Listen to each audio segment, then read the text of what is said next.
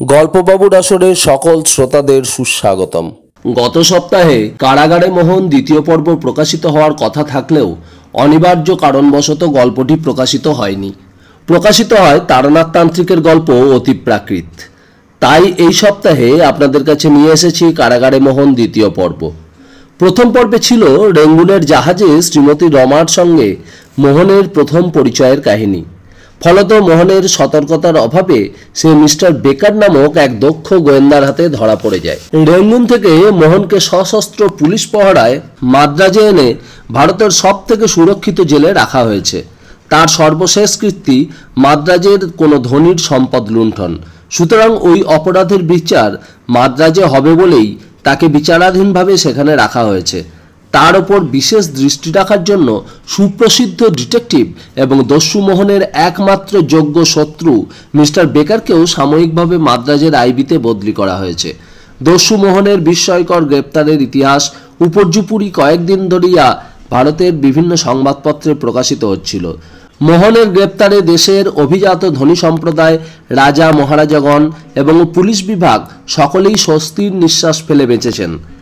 যাতে দস্যুকে চরম শাস্তি দেওয়া হয় তা দাবি করে দিনের পর দিন কয়েকটি কাগজের নানাভাবে প্রবন্ধ বার হচ্ছিল।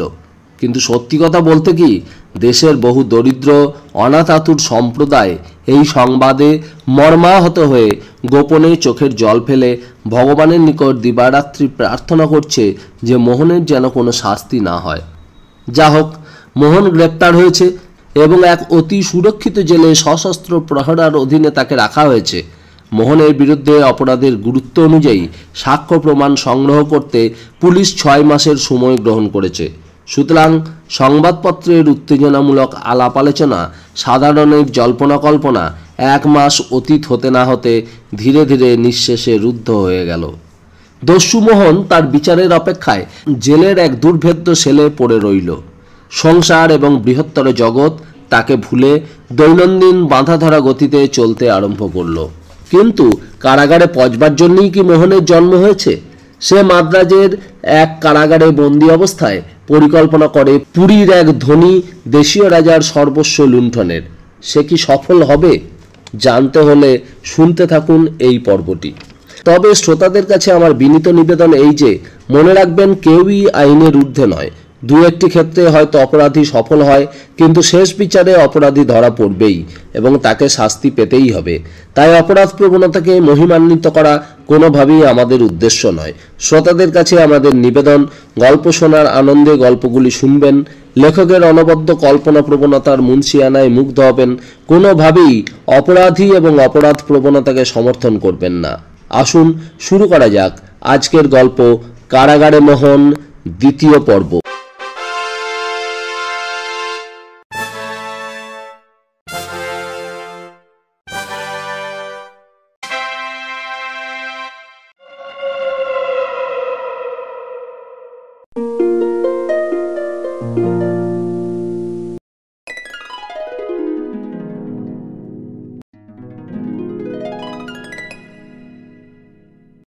বাংলার মুসলমান রাজত্বের অবসানে যেসব স্বাধীন বাঙালি রাজা ইংরেজের বশ্যতা স্বীকার করে কয়েক পুরুষ শান্তিতে বাস করে অবশেষে ধ্বংসপ্রাপ্ত হয়ে যাচ্ছিল, তাদেরই মধ্যে এক অতিশয় ধনবান রাজার বংশধর অতীতের ধনসম্পদ নিয়ে পুরীর স্বর্গদ্বারের পিছনে এক দুর্গতুল্য প্রাসাদ নির্মাণ করে বাস করছিলেন। রাজকুমারের সংসারে স্ত্রী, পুত্র, পরিজন কেউ ছিল না।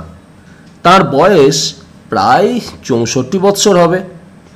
তিনি স্বাধীন রাজার যুগ যুগ ধরে সঞ্চিত ঐশ্বর্যসমূহ পুরুষানুক্রমে উত্তরাধিকার সূত্রে প্রাপ্ত হয়েছিলেন।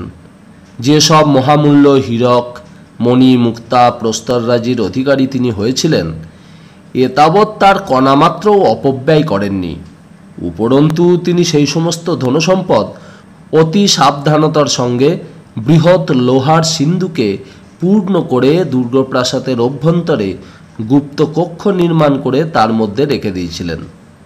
তার সম্বন্ধে এই ইতিহাস সাধারণের মধ্যে প্রচারিত হয়েছিল যে তিনি অত্যন্ত কৃপণ, ভিখারিকে ভিক্ষা দেন না, প্রার্থীকে দান করেন না, অত বড় দুর্গ প্রাসাদে কেবলমাত্র কয়েকজন ভৃত্য নিয়ে বাস করেন। তিনি অপব্যয়ের মধ্যে নানা ভাষায় প্রচারিত নানান সংবাদপত্র পাঠ করতেন।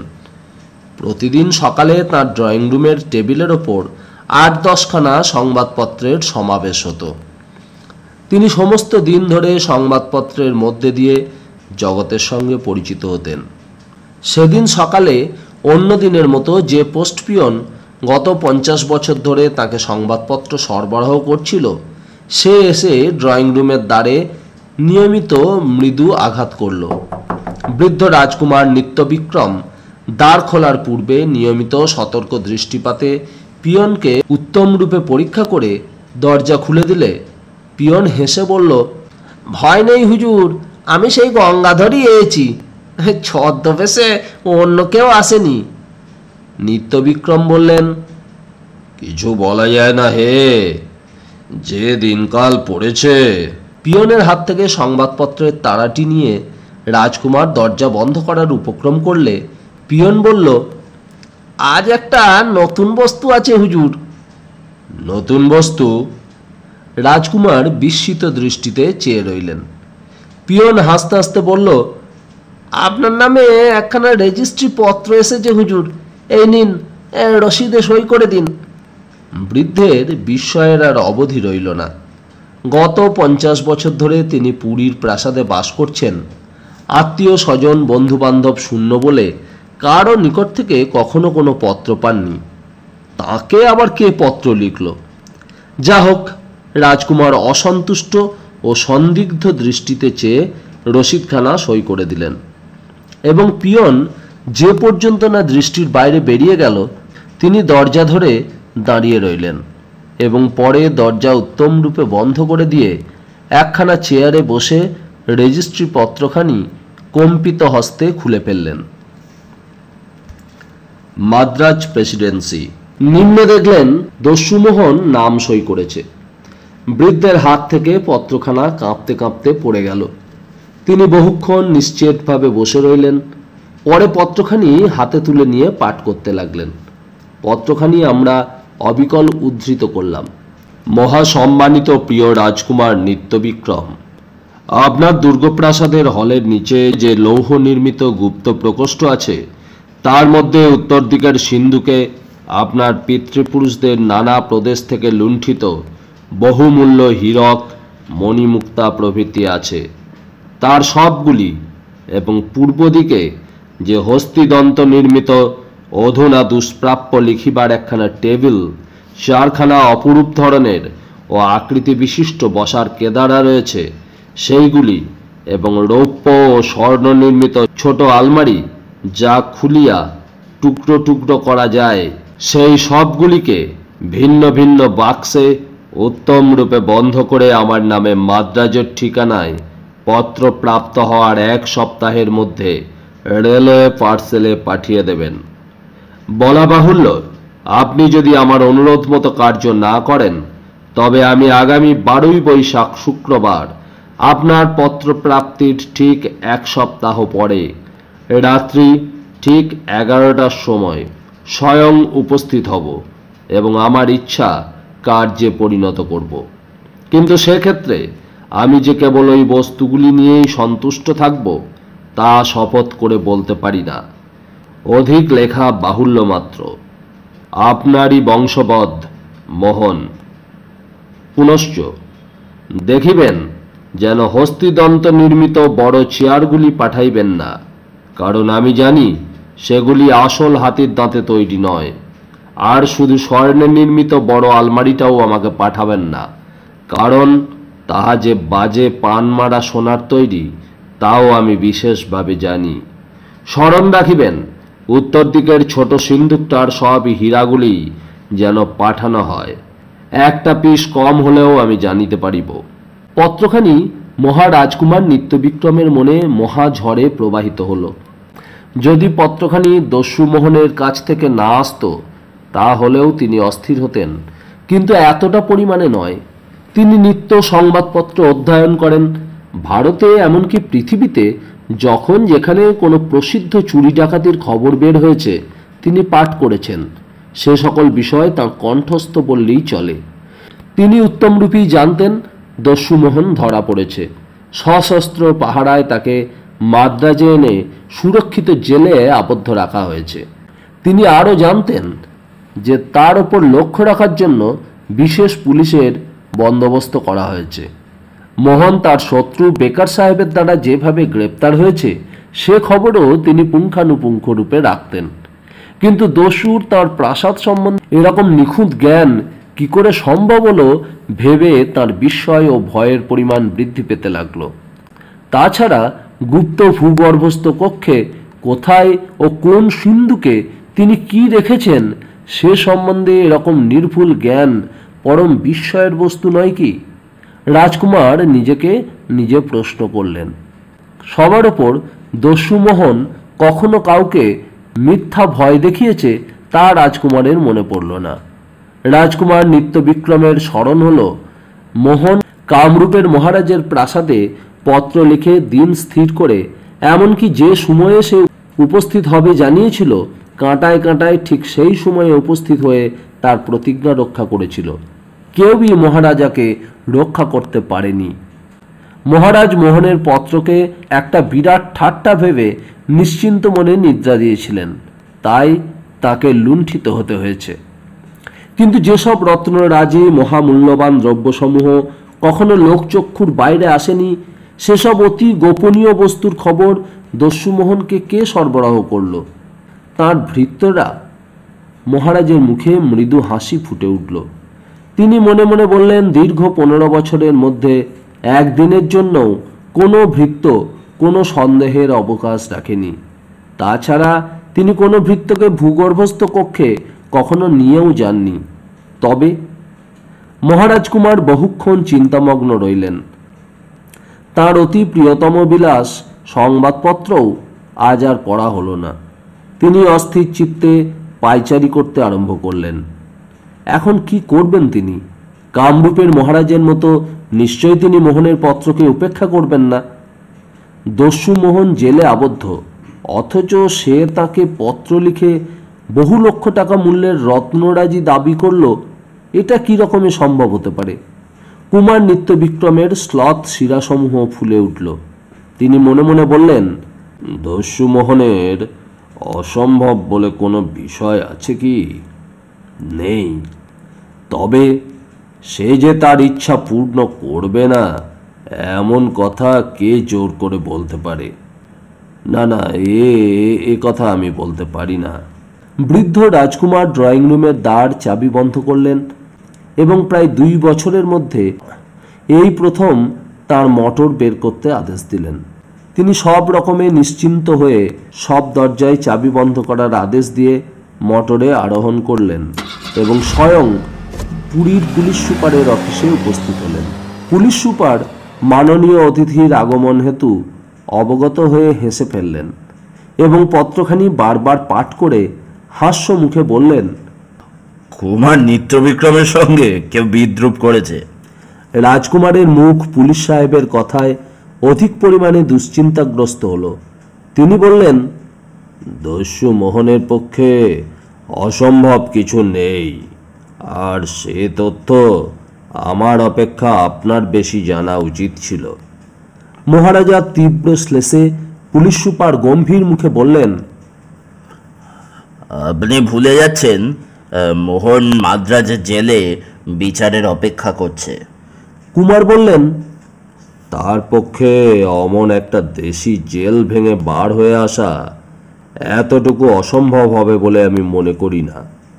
পুলিশ সুপার কিছু সময় চিন্তা করে বললেন, এই দস্যুদের ওপর এত বেশি অলৌকিকত্ব আরোপ করা হয়েছে যে মাদ্রাজের প্রেসিডেন্সি জেলের মতো অতি সুরক্ষিত কারাগার সম্বন্ধেও আপনাদের মতো বিশিষ্ট ব্যক্তির অশ্রদ্ধার ভাব মনে উদয় হওয়ার সম্ভাবনা হয়।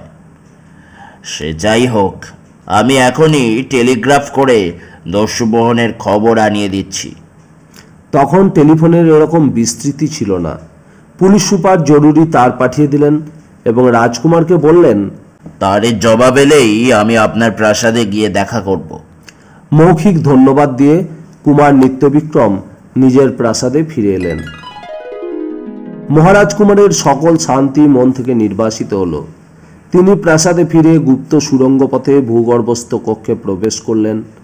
মা যেরকম পীড়িত শিশুর দিকে সস্নেহ কাতর দৃষ্টিতে চেয়ে থাকে, সেই রকম দৃষ্টিতে কুমার বহু পুরুষ ধরে সঞ্চিত ধনরাজির দিকে চেয়ে চেয়ে দেখতে লাগলেন। তিনি উত্তর দিকের ছোট্ট সিন্দুকটা চাবি মুক্ত করে উন্মুক্ত করলেন। রত্নরাজি ঝলমল করে জ্বলে উঠে তার চক্ষু অশ্রুসিক্ত করে দিল। তিনি একটা দীর্ঘশ্বাস ফেলে চিন্তা করলেন, এই সব বক্ষ রক্ত অপেক্ষা প্রিয় বস্তুসমূহকে হারাতে হবে। এরকম চিন্তা কুমারের পক্ষে অসম্ভব। তিনি দ্রুত হস্তে সিন্দুক তালাবন্ধ করে ঘরময় ঘুরে বেড়াতে লাগলেন। তাকে দেখে মনে হয় যেন একটা জীবন্ত জক ধনরাজি আগলিয়ে অতৃপ্তিতে অস্থির হয়ে ঘুরে বেড়াচ্ছে। কিছু সময় এরকম ঘুরে বেরিয়ে কুমার ভূগর্ভস্থ কক্ষে সুবৃহৎ তালাবন্ধ করে ওপরে উঠে এলেন। সেদিন তার আহারে আর তৃপ্তি রইল না। তিনি কোনো রকমে সামান্য কিছু আহার করে ড্রয়িং রুমে পুলিশ সুপারের অপেক্ষায় বসে রইলেন। তিনি ভাবতে লাগলেন, আজ থেকে 1 সপ্তাহ পরে শুক্রবার রাত্রিতে দস্যুমোহন তার বহু পবিত্র স্মৃতিমণ্ডিত বহু পুরুষানুক্রমে সঞ্চিত অমূল্য ধনরাজি লুণ্ঠন করবেন। এই চিন্তা তাকে প্রায় উন্মাদ করে তুলল। বিকেল 4টের সময় পুলিশ সুপার মিস্টার ব্রাইট আগমন করলেন। তিনি ড্রয়িং রুমে প্রবেশ করে বসবার পূর্বেই কুমারের হাতে একখানি টেলিগ্রামের ফর্ম দিয়ে বললেন, এই দেখুন, আমি যা বলেছিলাম সত্য কিনা। কুমার নিত্যবিক্রম আগ্রহ সহকারে তারটি পাঠ করে দেখলেন। তাতে লেখা আছে, দস্যুমোহন বিশেষ পাহারাধীনে জেলে আবদ্ধ আছে। বাইরে পত্র লিখিবার বা পাঠাইবার কোনো অধিকারী নেই। পুলিশ সুপারের হাস্যময় মুখের দিকে চেয়ে কুমার বললেন, তবে এই পত্র কে লিখেছে? এই হস্তাক্ষর কি দস্যুমোহনের নয়? পুলিশ সুপার পুনরায় পরীক্ষা করে বললেন, যদিও এই লেখা মোহনের বলেই মনে হচ্ছে, তাহলেও নকল করে চলে নাকি? এমনও তো হতে পারে যে অন্য কোনো বদমাশ আপনাকে ভয় দেখাবার জন্য হস্তাক্ষর নকল করে পত্র দিতেছে। সে যাই হোক, আমি পত্রখানা হস্তাক্ষর বিশেষজ্ঞের নিকট পাঠিয়ে দেখি সত্য এটা আসল কি নকল। পুলিশ সুপার নানা রকমে কুমারকে আশ্বাস দিয়ে মোহনের পত্রখানি নিয়ে চলে গেলেন। পরদিন হস্তাক্ষর বিশেষজ্ঞের নিকট থেকে জবাব এলো, যদিও পত্রের লেখা ও অনেকটা দস্যুমোহনেরই মতো, তাহা হইলেও এ পত্র তাহার দ্বারা লিখিত হয় নাই। পুলিশ সুপারের যেটুকু সন্দেহ ছিল তাও নিঃশেষে দূর হয়ে গেল। তিনি সামনে ম্লান মুখে উপবিষ্ট কুমার নিত্যবিক্রমের দিকে চেয়ে বললেন, আপনাকে কোনো দুষ্ট লোক মিছেমিছি ভয় দেখাচ্ছে, সুতরাং এ বিষয় নিয়ে আর মাথা ঘামাবার প্রয়োজন নেই। কারণ দস্যুমোহন কারাগারে যেরূপ প্রহরী বেষ্টিত হয়ে আছে, তার পক্ষে এরকম জাদুকর হওয়া অসম্ভব ব্যাপার তো নিশ্চয়। উপরন্তু এ ব্যাপার নিয়ে কোনো প্রতিরোধ ব্যবস্থা করা ও একেবারে বাতুলের কাজ হবে। আপনি নিশ্চিন্ত মনে নিদ্রা যান, কিছুই ঘটবে না, দেখবেন। পুলিশ সুপারের অফিস থেকে নিরাশ হয়ে প্রত্যাবর্তন করে কুমার নানা রকমে মনকে প্রবোধ দিতে লাগলেন। তিনি ভাবলেন, যে লোক ইংরেজের সুরক্ষিত কারাগারে আছে, সে লোকের পক্ষে এতটা পথ এসে চুরি করে যাওয়া অসম্ভব বলেই বোধ হয়। যে ব্যক্তি আজ পর্যন্ত সুরক্ষিত জেলে প্রহারাধীনে আবদ্ধ, তার পক্ষে এই দীর্ঘ পথ অতিক্রম করা অসম্ভব নয় কি? এই রকম সম্ভব অসম্ভব চিন্তা করেও কুমার মনের শান্তি ফিরে পেলেন না। চতুর্থ দিনে তিনি যখন সংবাদপত্র পাঠ করছিলেন, তখন একটি সংবাদ দেখে আনন্দে উত্তেজনায় লাফিয়ে উঠলেন। ভুবনেশ্বর গেজেট পত্রিকায় নিম্নলিখিত সংবাদটি বের হয়েছিল। সুপ্রসিদ্ধ চিফ ডিটেকটিভ মিস্টার বেকার 3 সপ্তাহের ছুটি উপভোগ করার জন্য ভুবনেশ্বরে এসেছেন। তিনি মৎস্য শিকারে উৎসাহী বলে ভুবনেশ্বরের ঝিল ও হ্রদের আকর্ষণে পুরাতন এই শহরকে সম্মানিত করেছেন। আমরা ভুবনেশ্বরবাসীরা তাকে সাদর অভ্যর্থনা জ্ঞাপন করছি। মিস্টার বেকার সুপ্রসিদ্ধ দস্যু মোহনকে রেঙ্গুনে গ্রেপ্তার করে যে প্রসিদ্ধি লাভ করেছেন, তেমন সম্মান অনেকের পক্ষেই হিংসার বস্তু। তার অবসর আনন্দময় হোক, এই আমরা প্রার্থনা করছি। বৃদ্ধ কুমারের মুখ আলোকিত হয়ে উঠল। তিনি সামনের টেবিলের ওপর চপেটাঘাত করে বললেন, এই তো, যাকে মনে প্রাণে কামনা করছিলাম, ভগবান তাকেই আনিয়ে দিয়েছেন। জয় ভগবান, আমার আর মোহনের জন্য কোনো চিন্তা নাই। কুমার সেদিন নিয়মিত সময়ের পূর্বেই তার আহার সমাধা করে নিজের মোটরে ভুবনেশ্বর অভিমুখে যাত্রা করলেন।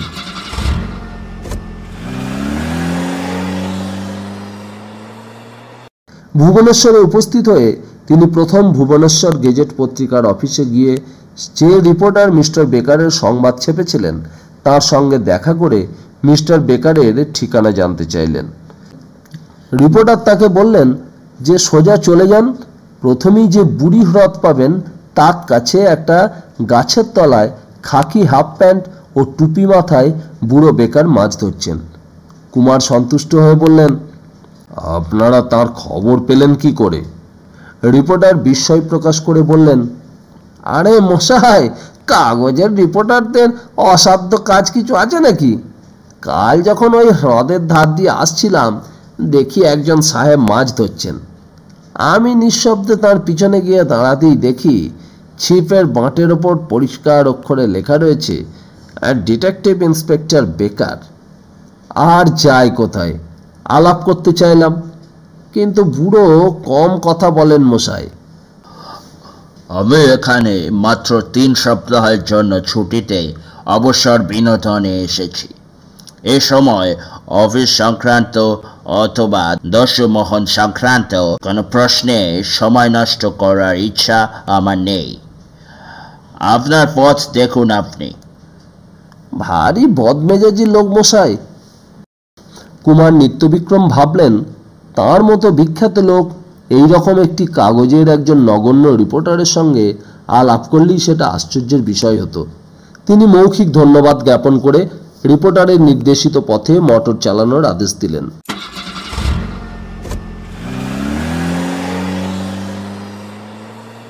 সময় পর বুড়ি হ্রদের ধারে উপস্থিত হয়ে দেখলেন সত্যি সত্যি মিস্টার বেকার একটা গাছের তলায় বসে ফাতনার দিকে চেয়ে ছিপ ফেলে বসে আছেন। কুমার মোটর থেকে অবতরণ করে ধীরে ধীরে মিস্টার বেকারের নিকট গেলেন এবং নিজের পরিচয় দিয়ে নিজের আসার উদ্দেশ্য সবিস্তারে ব্যক্ত করলেন। মিস্টার বেকার শুনলেন। যতক্ষণ কুমার কথা বলছিলেন তিনি জলের উপর ভাসমান ফাতনার দিকে এক দৃষ্টে চেয়ে বসেছিলেন। কুমারের বক্তব্য শেষ হলে তিনি গম্ভীর মুখে আগন্তুকের পা থেকে মাথা পর্যন্ত একবার চোখ বুলিয়ে বিরক্ত স্বরে বললেন, দস্যুরা কখনো পূর্বাহ্নে পত্র লিখে চুরি করতে আসে না মশাই। আর তাছাড়া দস্যু মোহনকে আমি যতদূর চিনি, সে অমনভাবে সময় নষ্ট করতে ঘৃণা বোধ করে। কুমার আগ্রহ ভরে বললেন, তবুও বলা তো যায় না মিস্টার বেকার। মিস্টার বেকার বললেন, আমার যদি বিন্দুমাত্র সন্দেহ থাকতো যে আমার পুরাতন বন্ধু দস্যু মোহনের আগমন সম্ভব হবে, তবে আমি সানন্দ চিত্তে তাকে আরেকবার গ্রেপ্তার করার দায়িত্ব গ্রহণ করতাম। আপনি মিথ্যে সময় নষ্ট করছেন কুমার। দস্যু মোহন ভারতের মধ্যে সর্বশ্রেষ্ঠ সুরক্ষিত কারাগারে আবদ্ধ আছে। কুমার বিষণ্ণ মুখে বললেন, আগে সে যদি জেল থেকে পালায়? মাদ্রাজ প্রেসিডেন্সি জেল থেকে মানুষ পালাতে পারে না কুমার। মিস্টার বেকার নীরস স্বরে বললেন, অন্য মানুষ না পারুক, দস্যু মোহন পারে না এমন কাজ কি আছে মিস্টার বেকার? কুমার আগ্রহ ভরে প্রশ্ন করলেন। মিস্টার বেকার বললেন, দস্যু মোহন মানুষ ছাড়া অন্য কিছু নয়। কুমার কথার ওপর জোর দিয়ে বললেন, কিন্তু এই যদির কথা তো বলা যায় না। যদি সে সক্ষম হয় মিস্টার বেকার? উত্তম, যদি সে পলায়নে সক্ষম হয় তাহলে আমি তাকে আবার গ্রেপ্তার করব। কিন্তু দোহাই আপনার, মিথ্যে মিথ্যে নিজেকে অস্থির করবেন না। বাড়ি গিয়ে সুনিদ্রা দিন আর মাছ ধরতে বিঘ্ন উৎপাদন করবেন না। এই অনুরোধ আমার রক্ষা করুন। মিস্টার বেকার গম্ভীর মুখে বললেন। কুমার বুঝলেন মিস্টার বেকার কিছুতেই বিশ্বাস করবেন না বা আর এ বিষয়ে আলাপ করবেন না। তিনি ক্ষুব্ধ মনে আপন প্রাসাদে ফিরে এলেন।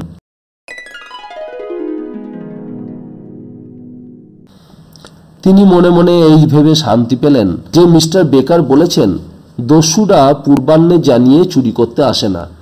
সবার ওপর মিস্টার বেকারের নির্বিকার ভাব দেখে তাঁর ধারণা হলো যদি মোহনের জেল থেকে পালানোর বিন্দুমাত্র সম্ভাবনা থাকতো তাহলে মিস্টার বেকারের মতো দায়িত্বসম্পন্ন অফিসার কখনো এমন নিশ্চিন্ত থাকতে পারতেন না।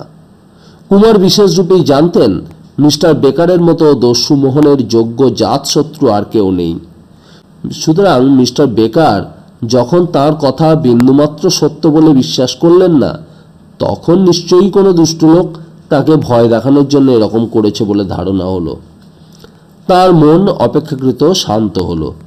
তিনি ক্রমশ ভাবতে আরম্ভ করলেন নিশ্চয়ই এটা কোনো দুষ্ট লোকের চক্রান্ত। তাহলেও তিনি ঘরের দরজা ও আড়গলগুলি নতুন করে পরীক্ষা করে দেখলেন, তালাগুলি পরীক্ষা করলেন, ভৃত্যদের ব্যবহার সন্দেহাতীত কিনা বারবার নানা ছলে তাদের পরীক্ষা করতে লাগলেন। অবশেষে তার মন দস্যুমোহনের ভয় থেকে প্রায় মুক্ত হল। ক্রমে দস্যুমোহন লিখিত তারিখ নিকটবর্তী হতে লাগল। 11ই বৈশাখ বৃহস্পতিবারের সকালও নিরাপদে কেটে গেল। কিন্তু বিকালে এক টেলিগ্রাফ পিয়ন এসে উপস্থিত হলো। বলল যে তার আছে। কুমারের মুখ বিবর্ণ হয়ে উঠল। তিনি কম্পিত হাতে তারটি খুলে ফেললেন এবং তা পাঠ করে কাঁপতে কাঁপতে একটা সোফার উপর উপবেশন করলেন। তারটি নিচে উল্লেখিত হলো, কোনো মাল মাদ্রাজে পৌঁছায়নি, অতএব আগামীকাল রাতের জন্য প্রস্তুত থাকবেন, মোহন। বহুক্ষণ পরে কুমার প্রকৃতস্থ হলেন। তার প্রথম চিন্তা হলো যেমন করেই হোক মিস্টার বেকারকে আনতেই হবে। তিনি দ্রুত মোটর গাড়ি বের করতে আদেশ দিলেন এবং অল্প সময় পরে প্রস্তুত হয়ে মোটরে আরোহণ করলেন ও ভুবনেশ্বর যাওয়ার জন্য আদেশ দিলেন।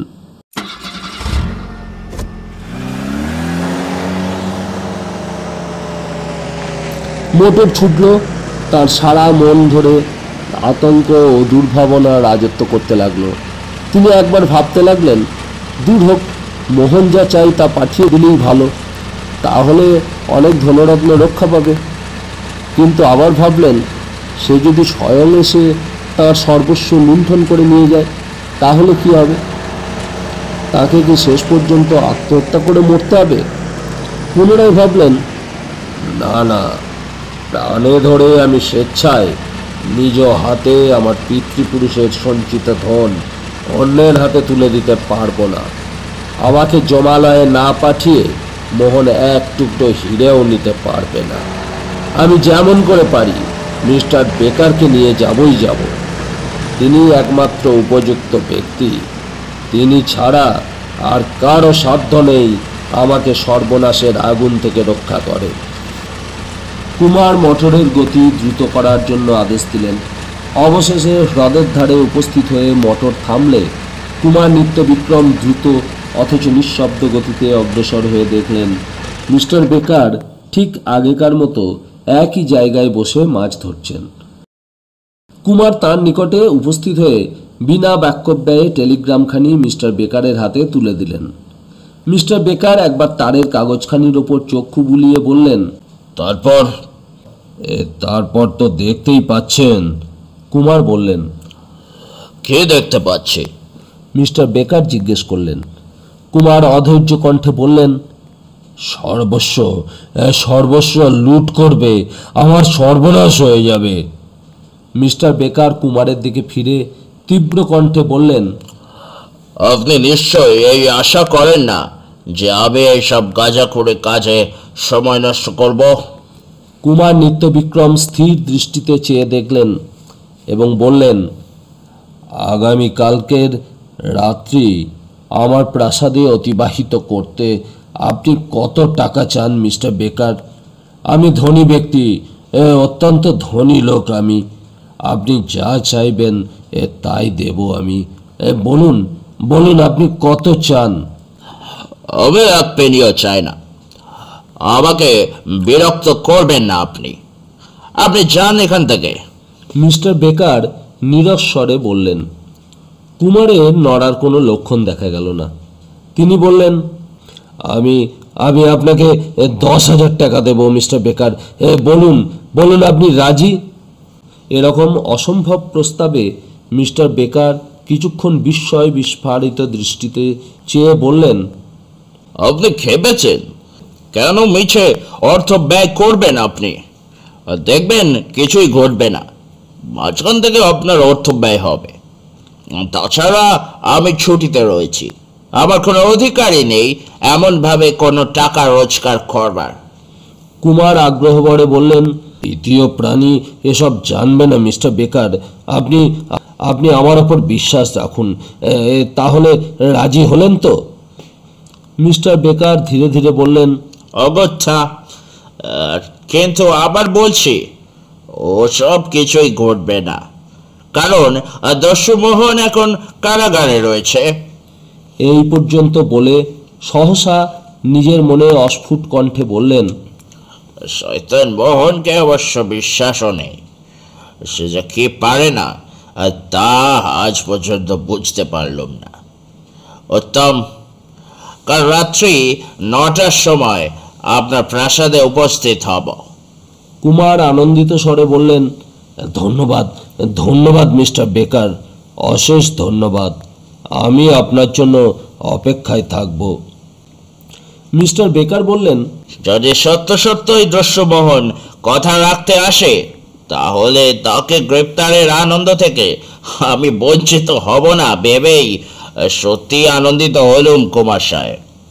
হ্যাঁ, ভালো কথা। আপনার চাকরদের বিশ্বাস করে চলে তো? কুমার সাহেব বললেন, হ্যাঁ চলে। তবে তবেতে কাজ নেই। আমি কলকাতায় তার করে 2জন ফোর্সের লোক আনিয়ে দিচ্ছি, কারণ মোহনকে যে চেনে সে বোঝে তাকে আয়ত্তে আনা কতখানি শক্তির কাজ। আচ্ছা, আপনি এখন আসুন, কাল রাত্রি 9টার সময় আবার দেখা হবে। বৃদ্ধ কুমার বিদায় নিয়ে অপেক্ষাকৃত সুস্থ মনে প্রাসাদে প্রত্যাবর্তন করলেন। পরদিন সকালে শয্যা ত্যাগ করে কুমার বহুদিনের অব্যবহৃত মরচে ধরা তলোয়ার ও বন্দুকগুলো বের করে পরিষ্কারের কাজে চাকর বাকরকে নিযুক্ত করলেন। আবার নতুন করে ভূগর্ভস্থ ঘরটি পরীক্ষা করলেন। ড্রয়িং রুমের দরজা, ফটক, খিড়কির দরজা প্রভৃতি সতর্কতার সঙ্গে পরীক্ষা করে কুমার অপেক্ষাকৃত সুস্থ মনে সংবাদপত্র পাঠে মনোনিবেশ করলেন। বিকেলবেলায় চাকর বাকরদের বললেন, আজ আজ তোমাদের রাত্রি 8টার মধ্যে সব কাজ সেরে ফেলতে হবে, কারণ আমি একটু বিশেষ কাজে ব্যস্ত থাকব। রাত্রি 8টার মধ্যে কুমার আহার সম্পন্ন করে ভৃত্যদের ছুটি দিয়ে দিলেন। তারা প্রাসাদের পশ্চিমাংশে দুখানি দীর্ঘ মহলে শয়ন করে। তারা নিজেরা সেখানে রান্নাবান্না করে খাওয়া দাওয়া করে। ভৃত্যরা সকাল সকাল ছুটি পেয়ে নিজেদের মহলে চলে গেল। কুমার সাহেব ঘন ঘন ঘড়ির দিকে চেয়ে মিস্টার বেকারের জন্য অপেক্ষা করতে লাগলেন। তিনি সম্মুখস্থ টেবিলের ওপর লাইসেন্স নেওয়া একটা বন্দুক, একটা 7 ঘোড়া অটোমেটিক রিভলভার ও একখানি তীক্ষ্ণ ধার তরবারি রেখে বারবার সেগুলির দিকে চেয়ে দেখতে লাগলেন। কত অতীত স্মৃতি যে ওই অস্ত্রগুলির সঙ্গে অচ্ছেদ্য সূত্রে আবদ্ধ আছে তা একে একে তার মনের আকাশে উদয় হতে লাগলো।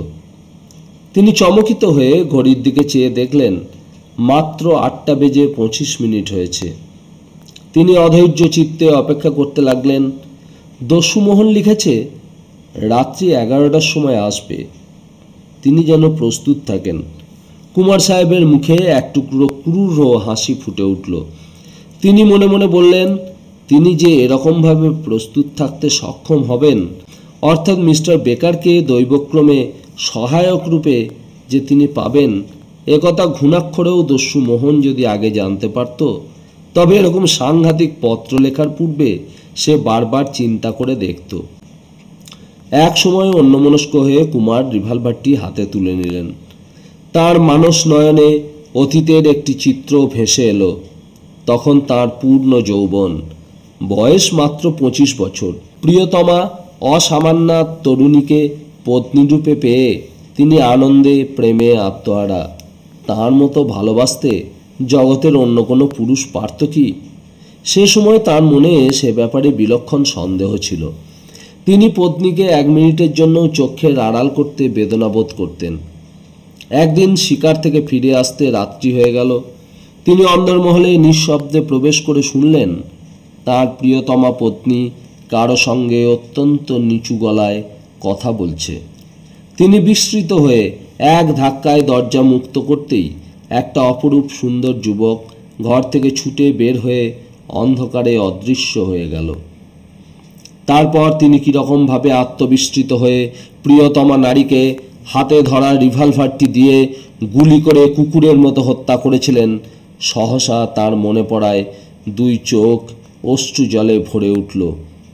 পত্নী হত্যার পরদিন যখন তিনি জানতে পারলেন যে যুবক তার পত্নীর ঘর থেকে পালিয়ে গিয়েছিল সে আর অন্য কেউ নয়, তাঁরই সহোদর, কুমারের সঙ্গে মতান্তর থাকায় এরকমভাবে চলে যেতে বাধ্য হয়েছিল, তখন তার বুকে যে বেদনা বেজেছিল আজ পর্যন্ত তা ভুলতে পারেননি। তিনি আর বিবাহ করেননি। প্রিয়তমা পত্নীর মুখে মৃত্যুকালীন যে বিস্ময় ফুটে উঠেছিল তার দ্বারা তিনি যেন বলতে চাইছিলেন, কি কারণে আমাকে তুমি হত্যা করলে? আমি কি করেছি? সেই পবিত্র স্মৃতিটুকুর ধ্যানে আজ পর্যন্ত অবিবাহিত জীবন যাপন করছেন। এমন সময় দরজায় মৃদু করাঘাতের শব্দ হলো। তিনি দ্রুত বেগে চোখের জল মুছতে মুছতে বললেন, কে? মিস্টার বেকার। উত্তর এলো। কুমার নিত্যবিক্রম দ্রুত পায়ে উঠে দরজা খুলে দিলেন। দুজন ভীষণ আকৃতির লোকের সঙ্গে মিস্টার বেকার প্রবেশ করলেন। অভিবাদন এবং প্রত্যাভিবাদনের পালা শেষ হলে লোক দুজনের দিকে হাত বাড়িয়ে মিস্টার বেকার বললেন, দস্যু মোহনের মতো লোকের সঙ্গে পাল্লা দিতে হলে আমার এই 2 জন বিশ্বস্ত অনুচর অত্যাবশ্যক। আসুন প্রথমে এদের উপযুক্ত স্থানে ডিউটিতে বসিয়ে দিই। কুমার লোক দুজনের আকৃতি এবং গম্ভীর মুখের দিকে সভয় দৃষ্টিতে চেয়ে ভাবলেন, এদের মতো দুর্দান্ত লোকেরই আমার প্রয়োজন। প্রকাশ্যে বললেন, আসুন মিস্টার বেকার, আপনাকে গুপ্ত কক্ষের ভেতর নিয়ে যাই, কারণ আপনাকে আমার পুরোপুরি বিশ্বাস করা প্রয়োজন। মিস্টার বেকারের মুখে মৃদু হাসি ফুটে উঠল। বললেন, আমাকে যিনি সম্পূর্ণরূপে বিশ্বাস না করতে পারেন আমি তার ছায়া মারাতেও ঘৃণা করি। তার কোনো কাজের দায়িত্ব নেওয়া তো দূরের কথা। কুমার নিত্যবিক্রমের পিছনে মিস্টার বেকার 2 জন অনুচর সহ ভূগর্ভস্থ কক্ষে উপস্থিত হয়ে যা দেখলেন তাতে তাঁর সর্বপ্রচেষ্টা সত্ত্বেও সবিস্ময় অত্যাশ্চর্য ভাবটি মুখে ফুটে উঠল। তিনি গম্ভীর মুখে চারিদিকে চেয়ে চেয়ে দেখতে লাগলেন। কক্ষের চারিদিকে 4টি অতি বৃহৎ ও মজবুত লোহার সিন্দুক। কক্ষের একাংশে গজদন্তে নির্মিত 1 সেট চেয়ার, টেবিল ও সোফা। মাঝখানে নানা বর্ণের শ্বেত পাথরের ও হাতির দাঁতের নির্মিত বহুমূল্য তৈজসপত্র। কত লক্ষ টাকার জিনিস যে এই ছোট্ট ভূগর্ভস্থ কক্ষটিতে আবদ্ধ রয়েছে তা ভেবে মিস্টার বেকার ক্ষণকালের জন্য বাকশক্তি রহিত হয়ে গেলেন। কক্ষের নিস্তব্ধতা ভেঙে কুমার নিত্যবিক্রম বললেন, উত্তর দিকের ওই যে ছোট্ট সিন্দুকটিকে দেখছেন, ওর মধ্যের সমস্ত সম্পদ মোহন দাবি করেছে। ওই হাতির দাঁতের সেট, এই সোনা রূপোয় নির্মিত আলমারি, এসব জিনিসগুলি সে চেয়েছে। কথা বলার সময় কুমারের কণ্ঠস্বর কম্পিত হয়ে উঠল। মিস্টার বেকার ভূগর্ভস্থ দরজা, হাওয়া ও আলো আসার পাইপগুলি পরীক্ষা করলেন। তারপর গম্ভীর স্বরে বললেন, এই পাইপের ভিতর দিয়ে একমাত্র অশরীরী জীবেরাই প্রবেশ করতে পারে, কারণ প্রত্যেকটি 3 ইঞ্চি স্কোয়ার। বাকি থাকে এই লৌহ দ্বার। এই দ্বার ভেঙে ভেতরে প্রবেশ করা আমার মতে কোনো মানুষের পক্ষে সম্ভব নয়। কিন্তু মোহন মানুষ নয়, দানব। সুতরাং আমাদের প্রস্তুত থাকতেই হবে। আমি আমার সহকারী দুজনের একজনকে এই কক্ষে আর একজনকে কক্ষের বাইরে সিঁড়ির মুখে রাখতে চাই।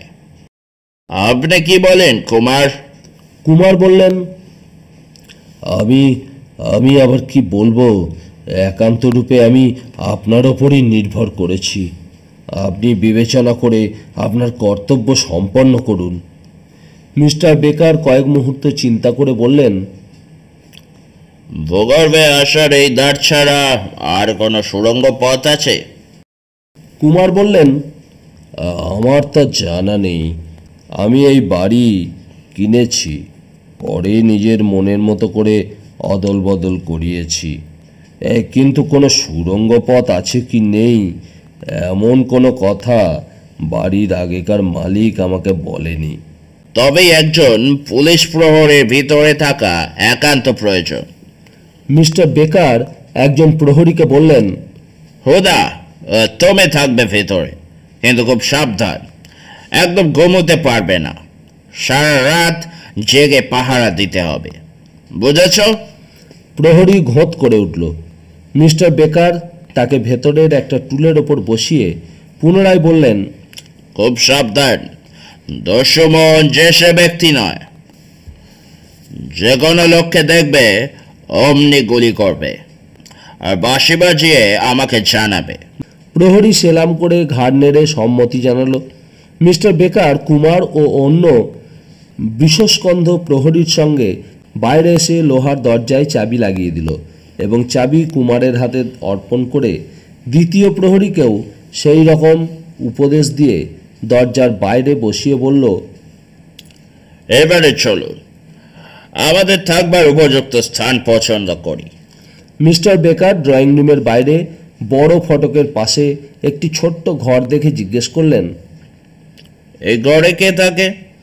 কুমার বললেন, আমার প্রহরীরা থাকে, কিন্তু আজ তাদের আপনার আদেশ মতো ছুটি দিয়ে দিয়েছি। তারা বাড়ির পশ্চিম দিকের চাকরদের মহলে আছে। মিস্টার বেকার তীক্ষ্ণ দৃষ্টিতে ঘরটি পরীক্ষা করে দেখলেন। ঘরের প্রায় অর্ধেক স্থান জুড়ে কতকগুলি অব্যবহৃত চেয়ারে পরিপূর্ণ। তিনি কয়েকটা চেয়ার 2 সারিতে সাজিয়ে মৃদু হাস্যমুখে বললেন, আসুন, আপনি আজ এই শয্যায় শুয়ে পড়ুন। কিচ্ছু ভয় নেই আপনার, যদিও আমি জানি কিছুই ঘটবে না। মাঝখান থেকে আপনার কতগুলো টাকা চলে গেল। কুমার সাহেব উত্তেজনা ও শঙ্কায় ক্লান্ত হয়েছিলেন, তবুও না শুয়ে চেয়ারের ওপর সোজাভাবে বসে রইলেন। দস্যুকে বিশ্বাস নেই মিস্টার বেকার? না, নেই, বিশেষ করে দস্যু মোহনের মতো অসাধারণ দস্যুকে। মিস্টার বেকার দ্বিতীয় সারিতে লম্বা হয়ে শুয়ে পড়লেন। আমি এখন সময় সময় ভাবি, রেঙ্গুন এসে আমাকে নিজে ইচ্ছায় ধরা দিয়েছিল কিনা। আপনি বসে রইলেন কেন? মিছে রাত জেগে কষ্ট পাবেন, শুয়ে পড়ুন। কুমার বললেন, ঘুম আজ আর আমার কাছে আসবে না মিস্টার বেকার। তার চেয়ে সে চেষ্টা না করে আমরা গল্প করে রাতটুকু কাটিয়ে দিই আসুন। তাতে লাভ ভিন্ন লোকসান হবে না। না, হবে না, কিন্তু আমি একটু ঘুমিয়ে নি সাহেব। আমার এই কাজে বৃদ্ধ দশা হলো। আমি বুঝি কি ঘটবে আর কি ঘটবে না। এক্ষেত্রে আপনাকে আমি এটুকু আশ্বাস দিচ্ছি যে কিছুই ঘটবে না। মিস্টার বেকার মৃদু হাস্য করলেন। কুমার সাহেব নীরবে কান খাড়া করে প্রহরীদের পাহারা দেবার ক্ষুদ্র ছিদ্রের মধ্যে দিয়ে বাড়ির বাইরে ঘন অন্ধকারের দিকে চেয়ে রইলেন। রাত্রি 11টা বাজল। কুমার সাহেব সচকিত হয়ে উঠলেন। তিনি দেখলেন মিস্টার বেকারের চক্ষু ঘুমে ভারী হয়ে আসছে। সহসা তিনি মিস্টার বেকারের একটা হাত নেড়ে দিয়ে ডাকলেন, মিস্টার বেকার, মিস্টার বেকার। মিস্টার বেকার চোখ খুলে দেখলেন মুখে তীব্র উত্তেজনা নিয়ে কুমার তার মুখের দিকে চেয়ে আছেন। বললেন, কি খবর কুমার সাহেব? সতর্ক নিচু গলায় কুমার বললেন, রাত্রি রাত্রি 11টা বাজলো। তা বাজবেই, আবার 12টাও বাজবে, তারপর 1টা 2টো করে রাত্রেও শেষ হয়ে যাবে। তবে সেজন্য আপনার উদ্বেগ কিসের? মিস্টার বেকার ঠাট্টার ছলে বললেন। কুমার বললেন, 11টার সময় সে আসবে বলেছিল। কে আসবে বলেছিল? মিস্টার বেকার সবিস্ময় কণ্ঠে জিজ্ঞাসা করলেন। কুমার সাহেব নিজের ভুল বুঝতে পেরে বললেন, বলেছিল নয়, মানে লিখেছিল আর কি, দস্যু মোহন লিখেছিল। তা তো আমি জানি, মিছেই আপনি উদ্বেগে অস্থির হচ্ছেন। আর যদি মোহন তার প্রতিজ্ঞা পালন করতে সাহসী হতো, এতক্ষণ আপনার প্রাসাদ রিভলভারের শব্দে আর দস্যু মোহনের মরণ আর্তনাদে পূর্ণ হয়ে উঠত। বুঝেছেন কুমার? মিস্টার বেকারের মুখে মৃদু হাসি দেখা গেল। কুমার নীরব হলেন। তিনি তার সমগ্র মনোযোগ একাগ্র করে ছিদ্রের ভেতর দিয়ে চেয়ে রইলেন। দেখতে দেখতে রাত্রি 12টা বাজলো, 1টা বাজলো। কুমার সাহেব বসে রইলেন। মিস্টার বেকারের রীতিমতো উচ্চ নাসিকা গর্জন চলছিল। তিনি উদ্বেগ শূন্য মনে নিদ্রা যাচ্ছিলেন, শান্ত গভীর নিদ্রা। বৃহৎ প্রাসাদের কোনো স্থানেই কোনো শব্দ নেই, সমস্ত প্রকৃতি যেন ঘুমিয়ে পড়েছে। শুধু দূর থেকে অশ্রান্ত সমুদ্র গর্জন নীরব প্রকৃতির বক্ষে রহস্যময় জাগরণের ভীতি জাগাচ্ছিল। সহসা সমুদ্র গর্জন রূপান্তরিত হয়ে কুমারের কর্ণে শত শত মোহনের অবদ্ধ গুঞ্জন ধ্বনিতে পরিণত হলো। তার মনে হতে লাগলো যেন সমস্ত প্রকৃতি মোহনে পূর্ণ হয়ে গিয়েছে। তারা যেন অবদ্ধ ভাষায় কুমার সাহেবকে বিদ্রূপ করছে। কুমার সাহেব মানুষ চক্ষে দেখতে পেলেন তার পূর্বপুরুষের সঞ্চিত অমূল্য সম্পদ যেন শত শত মোহনের হাতে হাতে অদৃশ্য হয়ে যাচ্ছে। ধীরে ধীরে প্রাসাদ পার হয়ে সমুদ্র তীরে, তারপর সমুদ্রের কল্লোলিত ঢেউয়ের মাথায় মাথায় তার সম্পদ গোষ্ঠী নাচতে নাচতে চলে যাচ্ছে দূরে, বহু দূরে, তার দৃষ্টির বাইরে। চারিদিকে অস্ফুট গুঞ্জনধ্বনি, সকলের মুখে অস্ফুট বঙ্গোক্তি। অপদার্থ কুমারের গৃহলক্ষ্মী বিতাড়িত হয়ে গেল, রাখতে পারল না। অক্ষম অপদার্থ কাপুরুষ নিজের প্রিয়তম সাধ্বী পত্নীকে বিনা দোষে বিনা অপরাধে হত্যা করে যে মহাপাপ করেছিল, তার প্রতিশোধ গ্রহণ করতে রাজলক্ষ্মী পুরী থেকে কাঁদতে কাঁদতে চলে গেলেন। কুমার সাহেবের কানে অস্ফুট অবদ্ধ ক্রন্দনধ্বনি প্রবেশ করতে লাগলো। তিনি হাঁপাতে লাগলেন, ঘামে তার শরীর ভিজে উঠল, কণ্ঠ শুষ্ক হলো। এমন সময় নিস্তব্ধ প্রকৃতি বক্ষ কম্পিত করে একটা মোটরের বাঁশি উত্থিত হলো। কুমার সাহেব ভীষণভাবে চমকে উঠে মিস্টার বেকারের মাথা ধরে সজোরে নেড়ে দিয়ে বললেন, মিস্টার বেকার! আচমকা ধাক্কা খেয়ে মিস্টার বেকার ধর্মর করে উঠে বসলেন। তিনি বিহ্বল দৃষ্টিতে চেয়ে বললেন, কি ব্যাপার, কি হয়েছে? ওই যে শব্দ হলো।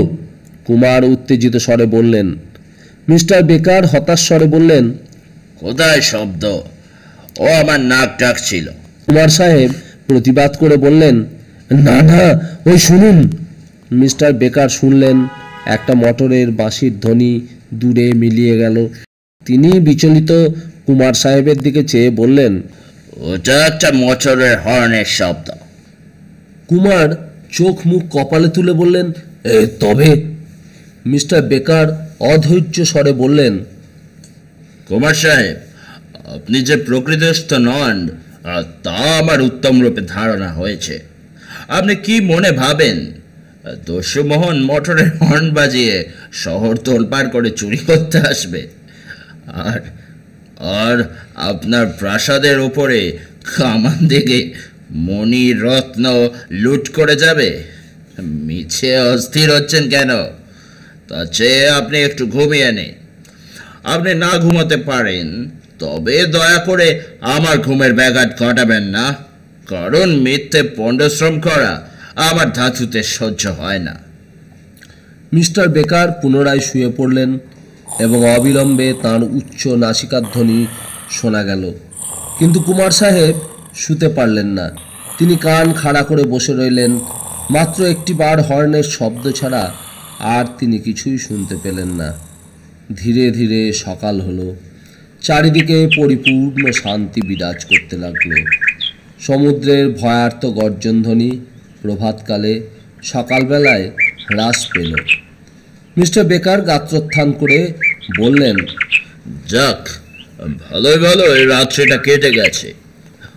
আমি আপনাকে কি বলেছিলাম কুমার সাহেব? মিছিমিছি আপনার অতগুলো টাকা জলে গেল। বলতে কি আমার লজ্জা হচ্ছে ও টাকা আপনার কাছ থেকে নিতে। আসুন দেখি গে আমার সহচরেরা কি বলে। কুমার সাহেবের মন প্রভাতের শান্ত বাতাসে গ্লানি শূন্য হয়ে উঠল। রাত্রিতে যে কিছু ঘটল না, এই চিন্তায় তার মন আনন্দে পরিপূর্ণ হয়ে গেল। তিনি মিস্টার বেকারের সঙ্গে হলঘরে উপস্থিত হয়ে দেখলেন বাইরে রক্ষী প্রহরী একটা টুলের ওপর বসে দেয়ালে ঠেস দিয়ে নিদ্রা যাচ্ছে। প্রহরীকে নিদ্রা যেতে দেখে মিস্টার বেকার হুঙ্কার ছেড়ে বললেন, বাহ, বেশ কর্তব্য জ্ঞান তো তোমার। ঘুমানো বার করছি আমি, বারবার নিষেধ করে গেলাম। যা না করতে অত বড় সাহস, সেই কাজ করতে তুমি একটু দ্বিধাবোধ করলে না। কুমারের দিকে হাত বাড়িয়ে বললেন, ওই চাবি দিন, ভেতরে চাই চলো। কুমার সাহেব পকেট থেকে চাবি বের করে মিস্টার বেকারের হাতে দিলেন। তিনি দ্রুত হাতে চাবি খুলে ভেতরে প্রবেশ করে দেখলেন ভেতরের প্রহরীও অকাতরে নিদ্রা যাচ্ছে। তিনি পুনরায় গর্জন করে উঠলেন, অপদার্থের দল, তোমাদের চাকরি থেকে বরখাস্ত করব আমি। এমন সময় কুমার সাহেব আর্ত কণ্ঠে চিৎকার করে উত্তর দিকের ছোট সিন্দুকটার খোলা ডালা ধরে টান দিলেন। সিন্দুক শূন্য, ভেতরে এক টুকরো বস্তুও নেই। তিনি হাই হাই শব্দ করে উঠলেন, বললেন, গেছে গেছে গেছে, সব গেছে, আমার সর্বনাশ হয়ে গেছে। ওই দেখুন মিস্টার বেকার, গজদন্তের বহুমূল্য সেটও গেছে, রৌপ্য স্বর্ণ নির্মিত আলমারিও গেছে। হায় হায় হায়, আমার সর্বনাশ হয়ে গেল। ওরে বাবা, কে আমার এমন সর্বনাশ করলে? হায় হায় হায়, মন আমার বুকে ছুরি মেরে গেল না কেন? এ শোক আমি সহ্য করব কি করে? হায় হায় হায়, আমার সর্বনাশ হয়ে গেল। কুমার সাহেব খ্যাপা কুকুরের মতো চারিদিকে ছোটাছুটি করে নানা স্বরে চিৎকার করতে লাগলেন। কত টাকা মূল্যের সম্পদ গেছে মুখে মুখে হিসেব করে বুক চাপড়াতে লাগলেন ও মোহনের উদ্দেশ্যে অভিশাপ ছড়াতে লাগলেন। এদিকে কুমার সাহেব যখন ভূগর্ভ কক্ষটি কাঁপিয়ে তুললেন, মিস্টার বেকার তখন বাক্যহারা হয়ে গেলেন। তিনি বিহ্বল দৃষ্টিতে চেয়ে চেয়ে দেখলেন তার কথা বলার শক্তিও যেন সম্পূর্ণ অন্তর্হিত হয়েছিল। সহসা কুমার সাহেব মিস্টার বেকারের নিশ্চল অবয়ব ও নির্বাক মুখের দিকে চেয়ে চিৎকার করে বললেন, একটা কথা বলো, একটা কথাও বলো সাহেব, আমাকে বলো, তুমি কেমন চমৎকার রক্ষা করেছো আমাকে। মিস্টার বেকার অস্ফুট কণ্ঠে বললেন, দশমোহন, দশমোহন। পাগলের মতো চিৎকার করে কুমার বললেন, হ্যাঁ হ্যাঁ, দস্যুমোহন। সহসা মিস্টার বেকার ক্রোধে যেন ফেটে পড়লেন। ভেতরের প্রহরী তখনও নিদ্রা যাচ্ছে দেখে তিনি তার চুলের গুচ্ছ দুই হাতে চেপে ধরে চিৎকার করে নাম ধরে ডাকতে লাগলেন, কিন্তু প্রহরীর নিদ্রা ভঙ্গ হলো না। অবশেষে হতাশ হয়ে মিস্টার বেকার বললেন, না, এটা স্বাভাবিক নিদ্রা নয়, নিশ্চয় ক্লোরোফর্ম করেছে। তিনি প্রহরীর অঙ্গ বস্ত্র শুঁকে দেখতে লাগলেন। কুমার সাহেব বললেন, কে কে ক্লোরোফর্ম করেছে? আবার কে? মোহন ভিন্ন, এর ক্ষমতা কার? মিস্টার বেকার বললেন। কুমার সাহেব সেখানেই বসে পড়ে বললেন, তাহলেই আমাকে সেরেছে, আমার আর কোনো উপায় নেই। না, নেই। মিস্টার বেকার ধীরে ধীরে বললেন। কুমার চিৎকার করে উঠলেন, এত বড় অত্যাচার, এমন শয়তানি সাজা পাবে না? মিস্টার বেকার নির্বিকার স্বরে বললেন, পুলিশে খবর দিন। কুমার বললেন, তাতে তাতে আর কি ফল ফলবে? মিস্টার বেকার বললেন। পুলিশের অনেক কিছু সুযোগ আছে, তারা চেষ্টা করলে হয়তো বা কৃতকার্য হতেও পারে। পুলিশ পুলিশ যা করবে তা আপনার কাজেই বুঝতে পারছি, কিন্তু কিছু প্রমাণ আছে কিনা, কোনো ক্লু দস্যু ফেলে গেছে কিনা, কোথায় আপনি তা অনুসন্ধান করবেন? না পাথরের মূর্তির মতো দাঁড়িয়ে আছেন, এক পাও নড়ছেন না? কুমার সাহেব অনুযোগ করলেন। মিস্টার বেকারের মুখে ক্লান্ত হাসি ফুটে উঠল। তিনি বললেন,